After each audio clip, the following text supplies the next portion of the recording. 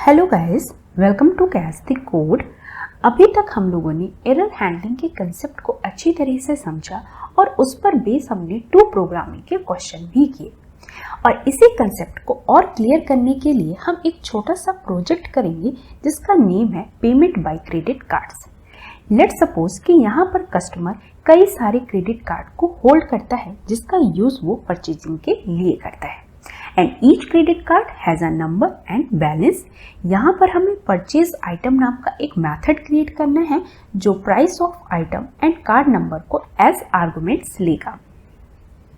और जब भी कस्टमर क्रेडिट कार्ड यूज करता है और अगर वो कार्ड नंबर रॉन्ग एंटर कराता है तो रेज हो रॉन्ग कार्ड एरर जो कि एक कस्टम एरर है और कस्टमर को मैसेज डिस्प्ले हो कार्ड इज इनवैलिड और अगेन कस्टमर कार्ड नंबर को एंटर करा सके। और अगर कस्टमर इनवैलिड प्राइस एंटर कराता है तो रेज हो इनवैलिड प्राइस एरर जो कि ये भी कस्टम एरर है और कस्टमर को मैसेज डिस्प्ले हो प्राइस इज रॉन्ग।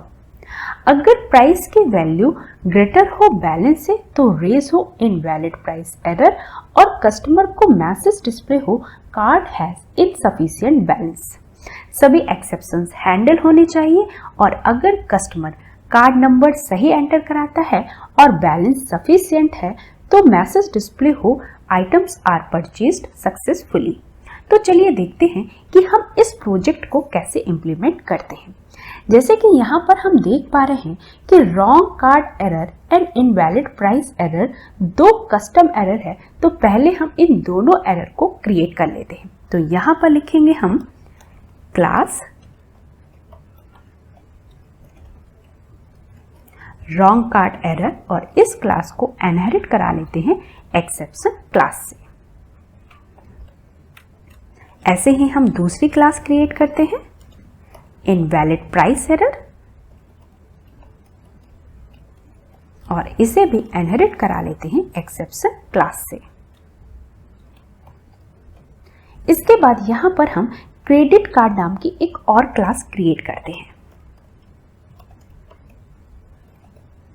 और इसके अंदर इनिट कंस्ट्रक्टर क्रिएट करते हैं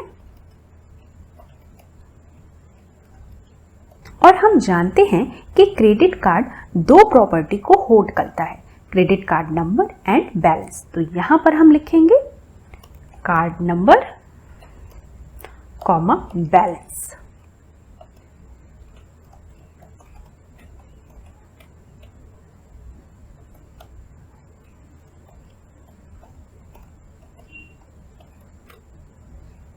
इसके बाद यहाँ पर हम क्रेडिट कार्ड के ऑब्जेक्ट्स क्रिएट करेंगे और यहाँ पर हम क्रेडिट कार्ड के एक से ज़्यादा ऑब्जेक्ट इसलिए क्रिएट कर रहे हैं क्योंकि हम जानते हैं कि कस्टमर एक से ज़्यादा क्रेडिट कार्ड को होल्ड करता है। तो यहाँ पर हम ऑब्जेक्ट का नाम देते हैं कार्ड 1 इक्वल टू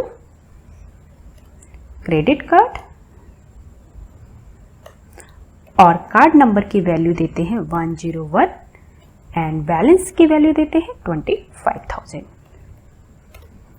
सेम ऐसे ही हम कार्ड 2 ऑब्जेक्ट क्रिएट करते हैं और यहां पर कार्ड नंबर की वैल्यू 102 एंड बैलेंस की वैल्यू 50,000 देते हैं। इसके बाद हम एक और क्लास क्रिएट करते हैं कस्टमर नाम की।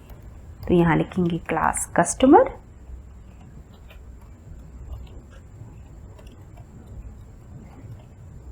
और हम जानते हैं कि कस्टमर कई सारे क्रेडिट कार्ड्स को होल्ड करता है, तो यहाँ पर हम कार्ड्स नाम की एक एम्प्टी डिक्शनरी क्रिएट करते हैं। तो लिखेंगे self dot cards equal to empty dictionary. यहाँ पर हमने एम्प्टी डिक्शनरी क्यों क्रिएट की हुई है इसे हम अभी कुछ देर में समझते हैं। और यहाँ से मैं इस क्लास को कट करके यहाँ पेस्ट कर देती हूँ ताकि हमारी सारी क्लासेस एक साथ मेंशन हो, जो कि देखने में थोड़ा बेटर है और समझने में भी ज़्यादा बेटर होगा। और इसके बाद यहाँ पर हम कस्टमर क्लास का ऑब्जेक्ट सी क्रिएट कर देते हैं। यहाँ पर हमने डिक्शनरी का यूज इसलिए किया हुआ है क्योंकि हम कार्ड नंबर को बैलेंस के साथ रिलेट करा के ऐड करना चाहते हैं। तो इसके लिए पहले हम यहाँ पर एक एन नाम की लिस्ट क्रिएट करते हैं जिसमें हम सारे ऑब्जेक्ट्स या ये कहें कि सारे कार्ड्स को एक साथ ऐड कर देंगे। और उसके बाद इस लिस्ट के आइटम्स को एक्सेस करने के लिए फॉर लूप क्रिएट करते हैं। तो यहाँ लिखेंगे for x in L and for loop के अंदर कंडीशन अप्लाई करेंगे if x not in C dot cards.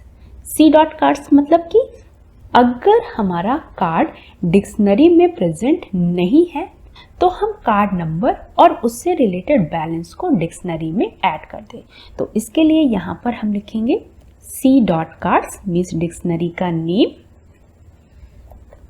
और यहाँ पर लिखेंगे हम की के लिए हम लिखेंगे एक्स डॉट कार्ड नंबर और उसकी वैल्यू एक्स डॉट बैलेंस। और ऐसा करने से हमारा कार्ड नंबर और उससे रिलेटेड बैलेंस कार्ड्स डिक्शनरी में जाकर के ऐड हो जाएंगे। इसके बाद यहाँ पर हम परचेज आइटम नाम का मेथड क्रिएट करते हैं। तो लिखेंगे डेफ परचेज अंडरस्कोर आइटम और इसे पास कर देते हैं। इसके बाद यहाँ पर हम व्हाइल लूप क्रिएट करते हैं और यूजर से कार्ड नंबर और प्राइस की वैल्यू को इनपुट करा लेते हैं। तो यहाँ लिखेंगे कार्ड नंबर इक्वल टू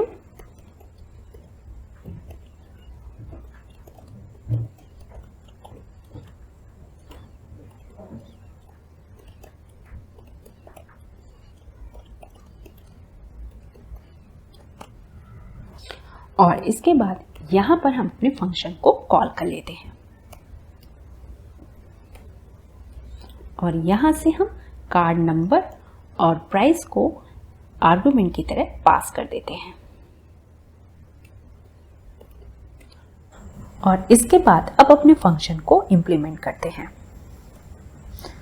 और यहां पे भी मैं लिख देती हूं self comma card number comma price. और यहाँ पर हम अपनी दोबारा से कंडीशन को चेक कर लेते हैं। अगर रॉन्ग कार्ड नंबर एंटर करा रहे हैं तो रेज हो रॉन्ग कार्ड एरर। तो कंडीशन लगाएंगे if card number not in self dot cards. इसका मीनिंग है कि अगर कार्ड नंबर डिक्शनरी में प्रेजेंट नहीं है तो रेज हो wrong card error and user को मैसेज डिस्प्ले हो card is invalid.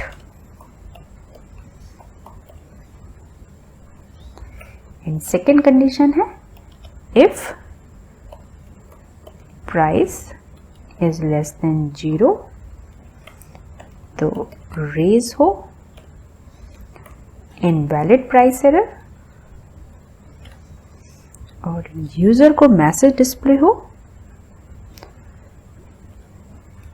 price is wrong। And third condition है if price is less than balance.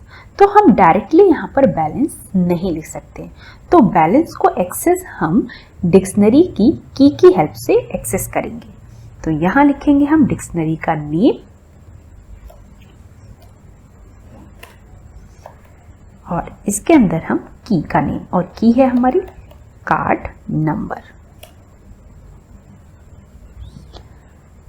तो अगर ऐसा हो तो रेज हो invalid price error and customer को मैसेज डिस्प्ले हो card has insufficient balance। In error को हैंडल करने के लिए हम ट्राई और एक्सेप्ट ब्लॉक का यूज करेंगे।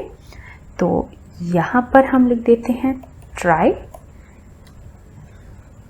और इन दोनों स्टेटमेंट को हम ट्राई ब्लॉक के अंदर कर देते हैं एंड देन लिखेंगे except invalid price error as ई।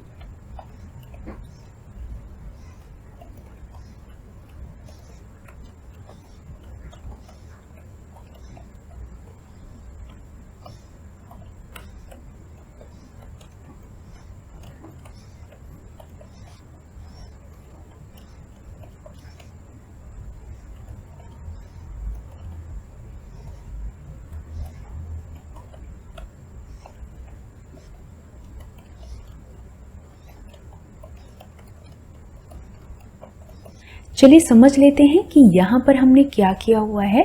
यहाँ पर हमने ट्राई, एक्सेप्ट और एल्स ब्लॉक का यूज़ किया हुआ है। ट्राई ब्लॉक के अंदर हमने प्रोग्राम की रिस्की पार्ट को लिखा हुआ है और एक्सेप्ट ब्लॉक में हम इन एक्सेप्शंस को हैंडल कर रहे हैं। अगर ट्राई ब्लॉक सक्सेसफुली एग्जीक्यूट हो रहा है तभी मेरा यहाँ पर एल्स ब्लॉक प्रिंट होगा। मीन्स कि अगर कार्ड नंबर करेक्ट है एंड बैलेंस सफिशिएंट है तभी मेरा एल्स ब्लॉक के अंदर जो स्टेटमेंट लिखा हुआ है items are purchase successfully print हो। लेकिन यहाँ पर हमने ब्रेक एंड कंटिन्यू कीवर्ड का यूज क्यों किया है? क्योंकि क्वेश्चन में दिया है कि अगर invalid price error exception raise हो तो कस्टमर को सिर्फ मैसेज डिस्प्ले हो और वो दोबारा से कार्ड नंबर एंटर ना करा सके। लेकिन अगर wrong card error exception raise होती है तो कस्टमर को मैसेज डिस्प्ले हो और वो दोबारा से कार्ड नंबर भी एंटर करा सके। इट मीन्स कि हम कह सकते हैं कि सिर्फ रॉन्ग कार्ड एरर एक्सेप्शन के रेज होने पर ही हमें दोबारा से कार्ड नंबर को एंटर कराना है। इसके अलावा कोई भी एक्सेप्शन रेज होती है या हमारा प्रोग्राम सक्सेसफुली एग्जीक्यूट होता है तो हमें कार्ड नंबर को दोबारा से एंटर नहीं कराना है। इसलिए मैंने यहाँ पर ब्रेक कीवर्ड का यूज किया हुआ है और सेम ऐसे ही यहाँ पर भी हमें ब्रेक कीवर्ड का यूज करना होगा और प्रोग्राम के सक्सेसफुली एग्जीक्यूट होने पर भी हमें ब्रेक कीवर्ड का यूज करना होगा। क्योंकि जैसे ही हमारा प्रोग्राम सक्सेसफुली एग्जीक्यूट होता है या invalid price error exception raise होती है या इसके अलावा कोई अदर एक्सेप्शन रेज होती है तो हमारा स्टेटमेंट प्रिंट होगा और इमीडिएटली यहाँ पर हमारा स्टेटमेंट ब्रेक हो जाएगा। मीन्स कि प्रोग्राम एग्जिट हो जाएगा और दोबारा से कंट्रोल व्हाइल लूप के पास नहीं जाएगा। जबकि रॉन्ग कार्ड एरर एक्सेप्शन के रेज होने पर यहाँ पर मैसेज हमारा प्रिंट होगा और दोबारा से कंट्रोल व्हाइल लूप के पास जाएगा और ये कंट्रोल जो दोबारा से व्हाइल लूप के पास ट्रांसफर हुआ है वो कंटिन्यू कीवर्ड और कंडीशन के ऑलवेज ट्रू होने के कारण हुआ है। तो अगर आप चाहें तो यहाँ से कंटिन्यू कीवर्ड को भी रिमूव कर सकते हैं, बट फॉर गुड प्रैक्टिस हमें यहाँ पर कंटिन्यू कीवर्ड का यूज करना चाहिए। अगर आपको ब्रेक या कंटिन्यू कीवर्ड या व्हाइल या फॉर लूप को लेकर के कोई भी कंफ्यूजन हो तो आप मेरे चैनल में जाकर के पाइथन ट्यूटोरियल फॉर बिगिनर्स वाली प्लेलिस्ट को एक्सेस कर सकते हैं। और अब मैं दोबारा से अपने प्रोग्राम को चेक कर लेती हूँ। यहाँ पर कंडीशन थी कि price is greater than balance, तो यहाँ पर लेस देन की जगह ग्रेटर देन होगा। और अब हम अपने प्रोग्राम को रन करते हैं और यहाँ पर कार्ड नंबर पर वैल्यू एंटर कराते हैं 102 एंड प्राइस 4500। तो ये देखिए यहाँ पर हमारा प्रोग्राम सक्सेसफुली एग्जीक्यूट हो रहा है क्योंकि कार्ड नंबर करेक्ट है एंड प्राइस भी लेस देन है बैलेंस से। अगेन प्रोग्राम रन करते हैं और इस बार कार्ड नंबर की वैल्यू हम रॉन्ग एंटर कराते हैं 103 एंड प्राइस एंटर कराते हैं 5400। कार्ड नंबर की वैल्यू रॉन्ग एंटर कराने के कारण यहाँ पर स्टेटमेंट प्रिंट हो रहा है कार्ड इज इनवैलिड एंड दोबारा से कार्ड नंबर को एंटर कराने का ऑप्शन भी शो हो रहा है। तो इस बार मैं यहाँ पर वैल्यू एंटर कराती हूँ 101 एंड प्राइस एंटर कराते हैं 5400 और अब भी मेरा प्रोग्राम सक्सेसफुली एग्जीक्यूट हो रहा है। अगेन प्रोग्राम को रन करते हैं और इस बार प्राइस -600 प्रिंट कराते हैं। तो यहां पर मेरा प्राइस इज रॉन्ग इसलिए प्रिंट हो रहा है क्योंकि प्राइस की वैल्यू लेस देन है 0 से। अगेन प्रोग्राम को रन करते हैं और यहां पर कार्ड नंबर की वैल्यू 101 एंड प्राइस इंटर कराते हैं 90,000 जो कि ग्रेटर है बैलेंस से। तो इसलिए मेरा यहां पर स्टेटमेंट प्रिंट हो रहा है, card has insufficient balance. Again program को रन करते हैं और इस बार यहां पर प्राइस कुछ इस फॉर्मेट में एंटर कराते हैं। तो इस तरीके से प्राइस की वैल्यू एंटर कराने के कारण इससे क्रिएट होने वाली एक्सेप्शन को ये एक्सेप्ट ब्लॉक हैंडल कर रहा है, इसलिए मैंने ट्राई ब्लॉक के अंदर इस स्टेटमेंट को लिखा था। सो गाइस, अगर आपको वीडियो पसंद आया हो तो प्लीज इसे लाइक करें, दोस्तों के साथ ज्यादा से ज्यादा शेयर करें एंड सब्सक्राइब करना ना भूलें। Thanks for watching.